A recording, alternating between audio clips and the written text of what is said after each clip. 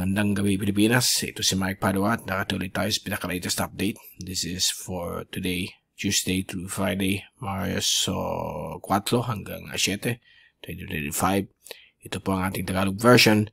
Pinaglilingkod sa inyo ng Typhoon 2000 at ng Naga College Foundation. At bago tayo magsimula, gusto kong pasalamatan ang ating partners, ang Aboitiz Power, Bank of the Philippine Islands Sustainable with You. Yung interested, click lang po ang link dito. Or kapag kayo po ay nanonood sa Facebook channel, meron pong link doon sa description patungo sa BPI Sustainable with You. Ang lokal na gobyerno ng Naga City headed by ang Honorable Mayor Nelson Legacion at ang ating Honorable Congressman ng ikatlong distrito ng Camarines Sur, Congressman Gabby Bordado. At bago tayo magsimula, apologies for not bringing you the latest update last Friday. We are sick, okay? I have some coughs and colds right now. Anyway, hopefully in the next few days I'll be improving. Rest assured, we will return again this weekend for another update. So let's begin. The latest right now. The easterlies are now strengthening with the northeast monsoon only affecting the area of extreme northern Luzon. So, nandito lamang yung amihan at yung hangin silanganin magbibigay pa rin mga thunderstorms sa silangang bahagi po ng Bicol, Eastern Visayas at Mindanao. Magiging mas malakas po ang mga thunderstorms po sa Mindanao dahil malapit sila sa equator. At meron tayong mahinang La Nina kami mga thunderstorms po tayo nakikita na embed po sa easterlies. Wala pa naman mga tropical cyclones o disturbances na inaasahan mag-form. Okay? At sa ating fast animation, so nakikita natin itong mga kaulapan. Ito po ay a series of tropical waves. Bibigay po yan mga thunderstorms dito po sa bahagi ng Mindanao, Eastern Visayas as well. At sa ating zoom-in satellite animation, nakita po ninyo dito sa infrared itong mga mapupulang kaulapan. Ito po yung mga malalakas na thunderstorms na affected ang Mindanao. May mga thunderstorms po na nakita natin lalo sa hapon o gabi. Dito po sa bahagi ng Zamboanga Peninsula, Soxagen, Davao Region. Okay, since may La Nina, kaya medyo mas malalakas po dyan ang mga thunderstorms. Sa ating rain forecast, bukas po ng Miyerkules ng hapon, inaasahan pa rin, March 5.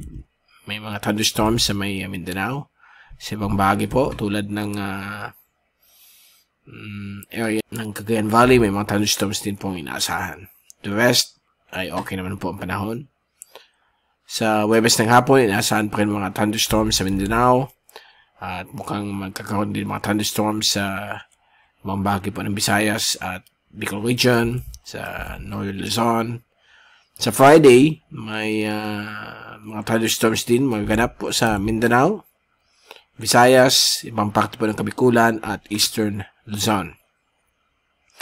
At pagdating ng weekend, Sabado, yan naman po, may mga posibilidad ng shear line dito or mga thunderstorms tala ng huling bugso ng amihan sa Hilagang Luzon, lalo na sa hapon. At ganyan din po sa may silangan bahagi po ng Kabikulan. At dito rin po sa may Eastern Visayas at Mindanao. At sa Linggo, ganyan din po ang pwede mangyari. Mga thunderstorms, mga ulan. Inaasahan po sa may silangan bahagi po ng Luzon, Bicol Region, Eastern Visayas at Mindanao. Sa rain forecast accumulation, okay, bukas po, Miyerkules, yan po, mga thunderstorms pa rin sa Mindanao, dito rin sa may Northern Luzon. Sa Huwebes, posible rin po mga thunderstorms dito sa Bicol Region at Zamboanga Peninsula, gawin din po sa may Cagayan Valley, sa may Silangan Isabela, Silangan Cagayan. Friday, magiging mas malakas po mga ulan dito sa may Eastern Isabela at Eastern Cagayan. Ganyan din po ang Northern Aurora. So, posibleng lumampas po ng 200 mm sa mga ulan dyan. Lalo na sa Friday. May mga ulan din po inaasahan sa may Northern Quezon at coastal areas ng Bicol Region. Palawan, Sulu Archipelago at Mindanao, may mga thunderstorms din po pwedeng maganap. Sa Sabado, mukhang mas malalakas po ang ulan sa may eastern sections po ng Northern Luzon at Central Luzon. From Northern Quezon, Pulilio, Aurora, eastern sections po ng Cagayan Valley. So, eastern Cagayan at eastern Isabela. May mga malalakas pong na mga thunderstorms sa posibleng magkakaroon ng mga pagbabaha. Dito rin po sa may eastern sections po ng Bicol Region, Kahamuan Peninsula, Partido District, yung coastal waters, coastal areas, ay may mga thunderstorms na pwede maganap sa may Cam Norte, Catanduanes at Eastern Albay. The rest of Bicol, may mga showers din pong pwede maganap, mga thunderstorms sa maghanda lang po ng weekend sa mga panghuling bugso ng amihan. Okay, at sa March 9, patuloy pa rin ang mga posibilidad ng mga thunderstorms dahil ng shear line or amihan o posibilidad na mag-shift mula sa east. So, yan po ang inaasahan natin, mga pag-ulan sa may eastern sections ng Luzon. Mula eastern Cagayan hanggang sa northern Quezon. Ganyan din po sa may coastal areas ng northern at eastern Bicol Region, Catanduanes, Cam Norte, and Partido District ng Camarines Sur. The rest, may mga possibility ng mga thunderstorms din. Mindanao, meron pa rin po. Ngayon na din pong weekend. Sa wind forecast naman po ay nasan po natin ang mahinang easterlies sa buong bagay po ng ating bansa. Lalo na po bukas. Sa Huwebes, March 6, may panibagong surge ng amihan sa may dulong hilagang Luzon. Kaya may magkakaroon po dyan mga thunderstorms. Magko-converge po yung amihan at lumalakas na easterlies. At sa Friday, yan, may mga northeasterly at yung mahinang amihan dito sa area po ng dulong hilagang Luzon.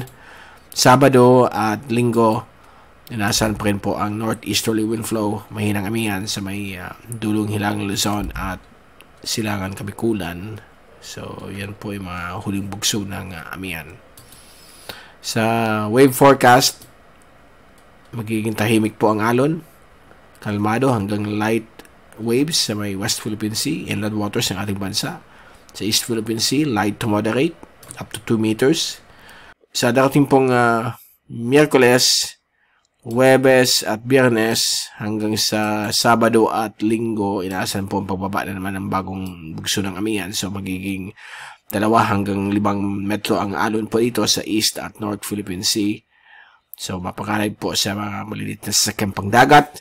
Samantala, dito sa may inland waters ng ating bansa ay magiging kalmado hanggang light waves lamang po ang alon. At napakaganda po para magkaroon ng fishing activity at sea travel dito sa may inland waters ng ating bansa. Kaya din po dito sa may West Philippine Sea.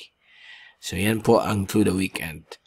Okay, so, gaya sinabi ko, may magbugso na naman po ng amihan ng weekend. So, mag-ingat lamang po sa may dulong hilagang Luzon at Eastern Luzon. May mga ulan na inaasahan sa Cagayan Valley, Eastern sections ng Bicol na yung weekend.